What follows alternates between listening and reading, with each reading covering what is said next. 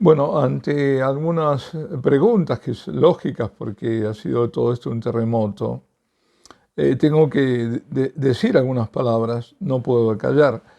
En una entrevista que está por salir en estos días me refería a algunos sacramentales porque varias personas, en general por alarmismos totalmente infundados, se deshacen de rosarios, de medallas, de escapularios, los queman, los tiran, estampas, de devociones, los echan a los desperdicios, y eso es grave, porque eso es lo que persigue precisamente el enemigo. Sabemos quién es el enemigo, ¿no? Satanás. Porque le molesta, y le molestan mucho los sacramentales, no solo el agua bendita o el agua exorcizada. Hay que ver cómo le molesta el rosario. Y también el sacramental, ¿no?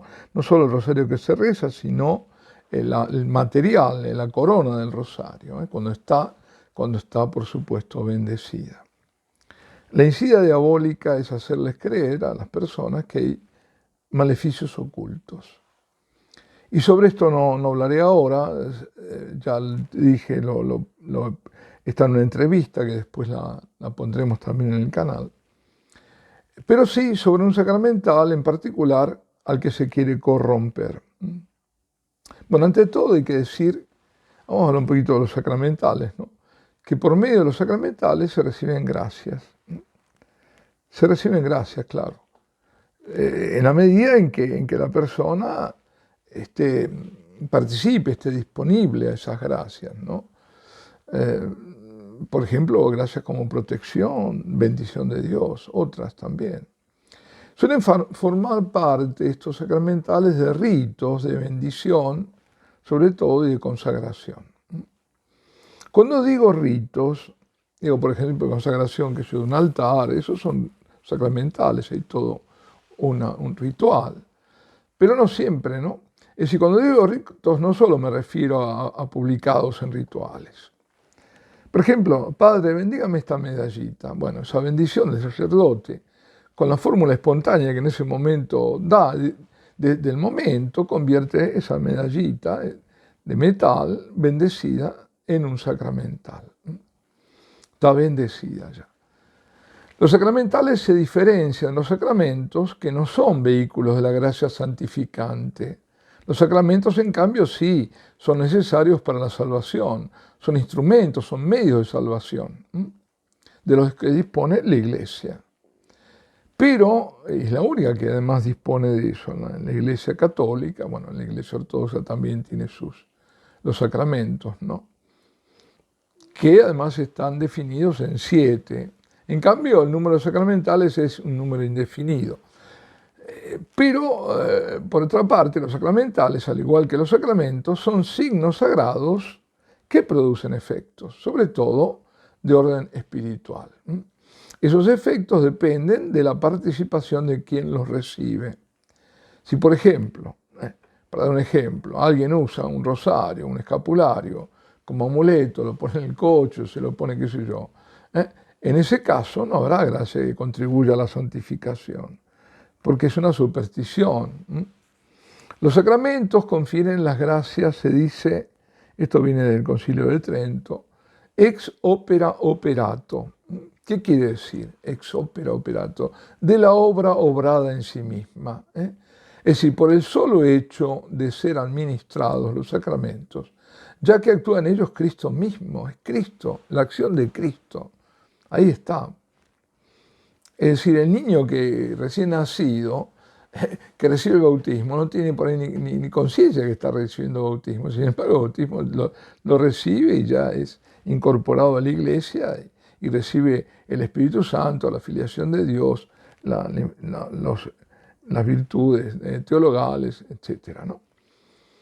En cambio, los sacramentales entran en la categoría de los ex opera operantis. Perdón por estas cosas, bueno, es de la obra del que obra, depende de eso, es decir, depende en su eficacia del recipiente, de quien lo recibe o de quien lo confiere.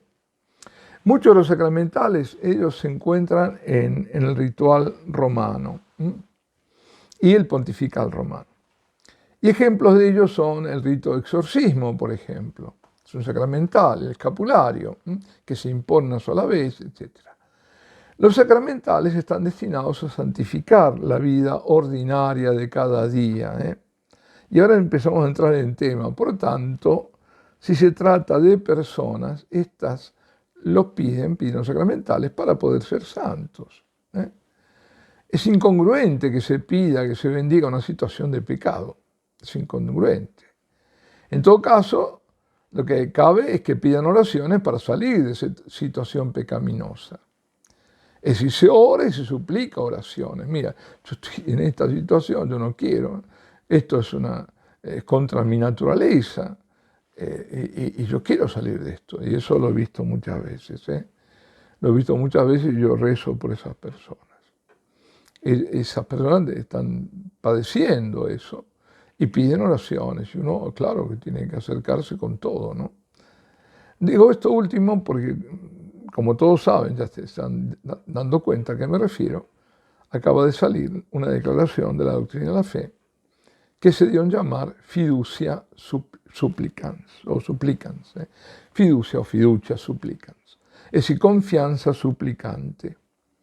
A ella la confianza en Dios, en su misericordia, se le invoca, pero no para salir de la situación de pecado, de ofensa a Dios, porque el pecado es una ofensa a Dios, y poder así reconciliarse con Él, sino para que Dios dé su beneplácito, otorgue su beneplácito, ese estado, dando sus gracias, porque eso es lo que implica una bendición. Se dice que la bendición de uniones que se reconocen como ilícitas, de homosexuales o uniones adúlteras, no se trata, dice en esta declaración, de bendiciones rituales. Con lo cual serían bendiciones no rituales, digamos. Si nos atenemos a esa definición, que después veremos que no es así, pero bueno, pongamos que son no rituales, pero son siempre bendiciones. Las pongas como rituales o no rituales, son bendiciones. En definitiva, se bendice lo que no se puede bendecir. La praxis, para usar un término caro a los marxistas, o sea, la práctica pastoral, que según esto se está imponiendo, da lugar a bendecir lo que la doctrina condena. Porque esto es simplemente pastoral, no tocamos la doctrina. ¿Cómo? Es decir, vamos a hacer lo que la doctrina condena. Por tanto, al diablo con la doctrina, con la enseñanza de la Iglesia, que viene nada menos que de las enseñanzas de nuestro Señor. Porque dice la declaración que se bendice sin convalidar, o sea, sin confirmar, oficialmente, es decir, sin convalidar oficialmente, es deducir que lo hace no oficialmente. No se aprueba, según esto, oficialmente el estatus, quiere decir, estatus de pecado, ni se altera de modo alguno, dice la enseñanza perenne de la Iglesia sobre el matrimonio. Como diciendo, queda a resguardo todo eso. No queda a resguardo. Muchísimo peor, porque lo que altera es toda la enseñanza de la Iglesia. De nuevo, el juego de palabras entre ritual y no ritual, y ahora oficial y no oficial.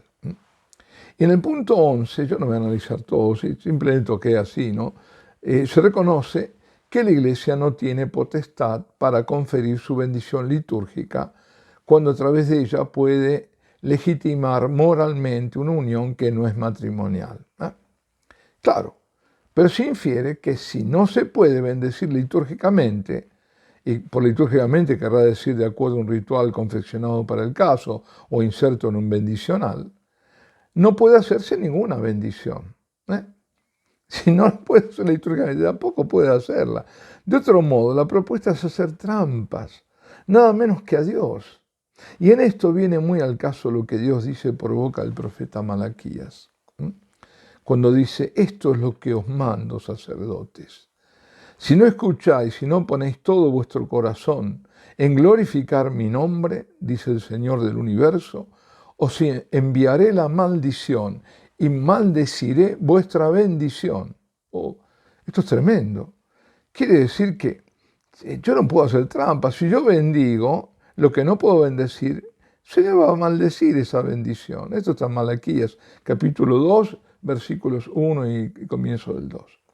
Es decir, no sirve el artilugio bendición litúrgica y bendición no litúrgica, porque toda bendición sacerdotal es más que un deseo que a una persona le vaya bien, en este caso a dos personas. Bueno, en este punto no se sabe sino más, porque por ahí están también los polígamos, ¿por qué no?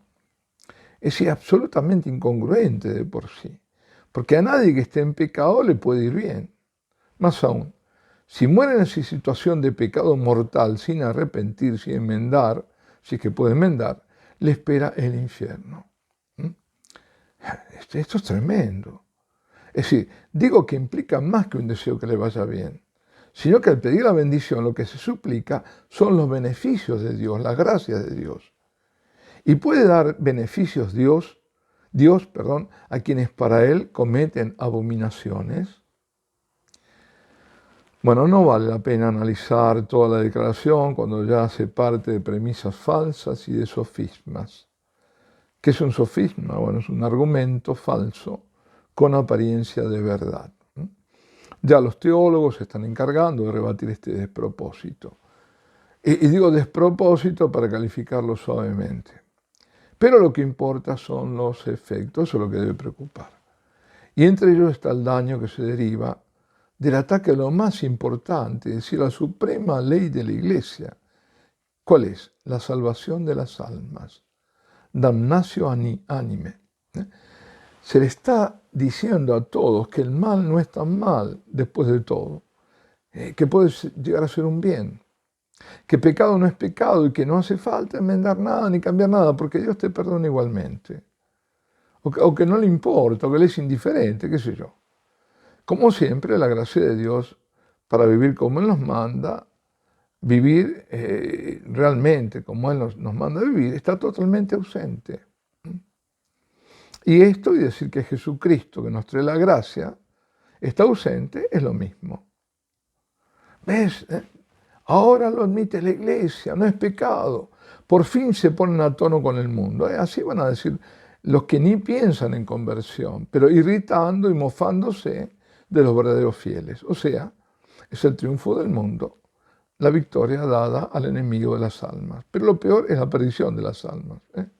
Esto puede ser episódico. A mí me irrita, bueno, los propios de la familia, vos sos una mojigata, qué sé yo. No, eso, bueno, picata minuta quizás, pero lo otro sí, la perdición de las almas.